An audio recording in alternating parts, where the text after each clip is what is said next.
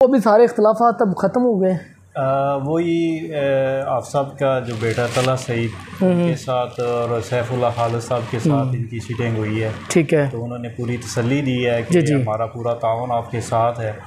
और सैफुल्लाह खालिद साहब चूँकि जमात दावा के नायब अमीर भी हैं। अच्छा, तो ठीक है। उन्होंने भी पूरी यकीन दहानी कराई है कि हमारा पूरा ताउन आपके साथ है और किसी किस्म की भी ताउन की ज़रूरत हो, इंतज़ामी अमूर में वैसे कोई मसाइल हों, आपने हमारे साथ डिस्कस करना है और किसी किस्म के प्रोपेगेंडे पे ध्यान नहीं देना, क्योंकि मीडिया का दौर है, हर बंदा अपने हिसाब से उसको जो है ना वो प्रेजेंट कर रहा होता है, अपने कमेंट्स दे रहा होता है। बिल्कुल। तो उन्होंने यही इनको भी वसीयत की कि आप जो है ना वो भी किसी किस्म के कमेंट्स मीडिया पे ना दें और जो दूसरे लोग जो कह रहे हैं उन पे भी ध्यान ना दें।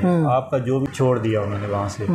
तो फिर उनको महसूस हुआ कि मेरा कोई अपना ऐसा मदरसा होना चाहिए कि जहाँ से कम अज़ कम इंतज़ामिया जो है वो मुझे वहाँ से बेदखल ना कर सके।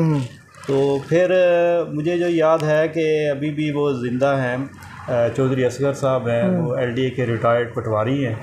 तो उन्होंने मशहद साहब से ज़िक्र किया कि ये जो सब्ज़ादार P ब्लॉक है इसमें LDA वालों ने यहाँ पे एक LDA स्कूल बनाना है, हाई स्कूल, और ये मस्जिद की जगह है और ये पार्क की जगह है। तो इसकी जो निशानदेही है वो मैं आपको करवाता हूँ और उस निशानदेही की बेस पे आपने कब्ज़ा खुद करना है। हाँ, उसके बाद आपने सारे मामलात खुद सारे मैनेज करने। वो फिर उनकी निशानदेही पे ये टोटल 72 मरले जगह है और बशर साहब के कुछ शुरू में स्टूडेंट भी थे जिन्होंने बशर साहब को बड़ा साथ दिया, इसका दिफा किया, और भी जमात के बहुत सारे लड़के जो है उन्होंने डिफेंड किया इसको। शुरू में कब्ज़ा वगैरह जब तक कुछ दीगर तंजीमों ने मज़ाहमत की, जब उनको पता चला कि ये LDA की जगह है और ये अहले हदीस यहाँ पे कब्ज़ा करना चाह रहे हैं तो उन्होंने मज़ाहमत की।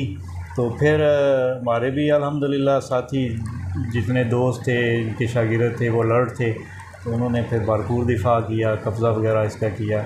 फिर अदालत में केस भी चलता रहा जो कि मशहद साहब के हाथ में हुआ। ये फिर जगह अल्हम्दुलिल्लाह शुरू में मुझे याद है कि इसकी बाउंड्री वाल बनाई हमने और एक कमरा जो है वो बनाया बड़ा, उसमें बच्चों की तालीम का सिलसिला भी शुरू कर दिया और साथ ये है कि वहाँ पे नमाज़ों का सिलसिला शुरू हो गया, मुकामी साथी नमाज़ पढ़ना शुरू कर।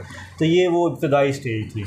उसके बाद मशहद साहब ने अपने ज़ाती बिहाफ पे जहाँ जहाँ उनके सोर्सेज थे, दोस्त थे, उनके तावन से, इसमें मैं ख़ास तौर पे जिक्र करना चाहूँगा मियाँ राशिद साहब हैं जो शेखपुरा से बिलोंग करते हैं। ठीक है। उन्होंने कहा कि मैं इसके लिए जितनी भी ईंटें दरकार होंगी वो मैं अपने पट्टे से भेजा करूँगा। मियाँ राशिद साहब उन्होंने इनकी बुनियादों से लेकर ऊपर तक जो ना काफ़ी फाइनेंशियल काफ़ी तावन किया है। उनके बेसमेंट में काफ़ी बाउंड्री वाल भी और बाकी जो अंदर कमरे शुरू किए थे तो उनमें उनका बड़ा तावन था। ईंटों के हवाले से उन्होंने बहुत तावन किया, जिसका मशहद साहब ने एक दफ़ा इजहार भी किया था कि इस मदरसे में जो ज़्यादा ईंटें लगी हैं वो मियाँ राशिद साहब के पट्टे शेखपुरा से वो आई हैं। वो हयात हैं? हयात हैं, बिल्कुल। जनाजे में शरीक हुए और जिस दिन बशर साहब फोत हुए मेरी उनसे मुलाकात भी हुई है। अच्छा। हाँ जी, वो उन्होंने कहा जी मैं इस चीज़ का गवाह हूँ, यानी शाहिद हूँ और मेरे पास सारा रिकॉर्ड है कि ये मैंने ईंटें इस मदरसे के लिए भेजी हैं।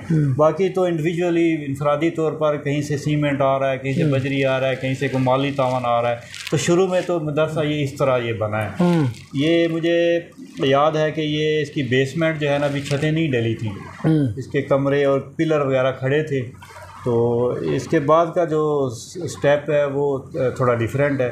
वो इनके एक पार्टनर बशर साहब जब हज उम्रे के लिए सऊदी अरब जाते तो वहाँ पे एक हाजी इम्तियाज़ साहब हैं, उनका एक हज उम्रे का बहुत बड़ा सेटअप है, उनकी अपनी एजेंसी है। तो वो उनके एक अरबी दोस्त जो पार्टनर हैं सऊदी अरब के, वो पाकिस्तान आए हुए थे, बाप बेटा दोनों, हाजी इम्तियाज़ साहब के साथ ही। ठीक है। तो उन्होंने फिर कहा कि इसका मुझे एस्टीमेट दें, इसकी जगह की पैमाइश दें और मुझे बताएं कि ये कितना इसका टोटल खर्चा है। तो उस अरबी का नाम शेख हामिद हमीद अल अतीबी है।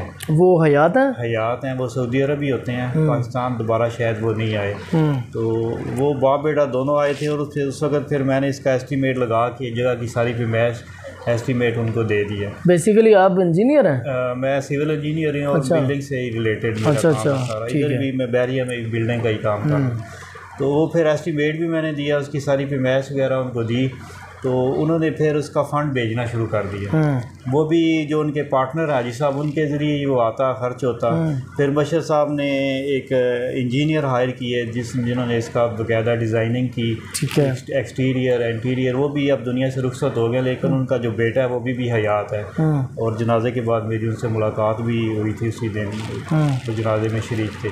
तो ये इंटीरियर डिज़ाइनिंग सारी जो थी वो उनकी मरहून मिल्लत है। ठीक है। तो बशर साहब वो उनके बोर्ड गाइडलाइन है कि इस तरह करो इस तरह करो। कुछ उन्होंने डिज़ाइन जो हैं वो हरम से भी लिए हैं कि उनको पसंद आए, वहाँ से भी कहा जी ये मैं डिज़ाइन हरम से लिया है और ये जाली का डिज़ाइन मैंने वहाँ से लिया है।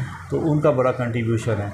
तो ये सारा जो उसके बाद की तामीर है वो उस अरबी के तावन से है, शेख हामिद हमीद अल अतीबी के तावन से है। बाकी इसके अंदर किसी जमात का तामीर के हवाले से कोई जमाती फ़ंड वगैरह कहीं से भी कोई क्लेम नहीं कर सकता कि एक दो जमातों के पास गए भी कि मैं ये जगह मेरे पास है, मुझे ये फ़ंड में तावन करें, ये मैं मस्जिद बनाना चाहता हूँ। लेकिन उन्होंने भी इजहार किया कि हमारे पास अभी वसाइल नहीं है कि हम आपको इतना फ़ंड दे सकें, ये बन सके।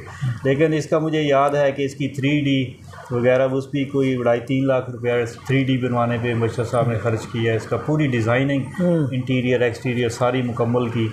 और ये फिर उस अरबी के तावन से अल्हम्दुलिल्लाह ये सारा मान गया। वो जो लास्ट टाइम वीडियो एक वायरल हुई थी उनकी बीमारी की हालत में, उन्होंने बताया कि मेरी कुछ मरकज़ पे कुछ लोग हैं, कुछ अनासर हैं जो कब्ज़ा करना चाहते हैं, वो उसके कितनी देर बाद वो ज़िंदा रहे, कितनी देर तक ज़िंदा रहे, वो कब की है वीडियो? वो एग्जैक्ट तो मुझे याद नहीं है कि कितने दिन पहले का उनका इंटरव्यू है, लेकिन ये है कि थोड़े परेशान थे। अच्छा। ख़ास तौर पे जब उनकी डेथ हुई है तो उससे 2-3 दिन पहले की बात है कि वो टर्मिनेशन लेटर जब आया इनके बेटों का, उसमें उस्मान गनी भी का नाम है, याहिया आरफी साहब का नाम है, ये एक ही लेटर में 4 बंदों को टर्मिनेट किया। तो उससे खासे परेशान थे। उन्होंने इसका बड़ा अपना डिप्रेशन में रहे और उसी बेस पे उन्होंने बड़े भाई इकबाल साहब को भी बुलाया कि आप एक दफ़ा आए, मैं आपके साथ बातें शेयर करना चाहता हूँ, मुझे ये परेशानी है। तो मेरे बच्चों को निकाल दिया इन्होंने और कुछ नासर जो हैं वो इसमें इन्वॉल्व होना चाह रहे हैं, मेरे बेटों को निकाल के अपने बच्चों को अंदर एंटर कर रहे हैं। ठीक है, थोड़े परेशान थे। ठीक है। चलें जी, बहुत शुक्रिया आबिद साहब, आपकी महबतों का बेहद शुक्रिया।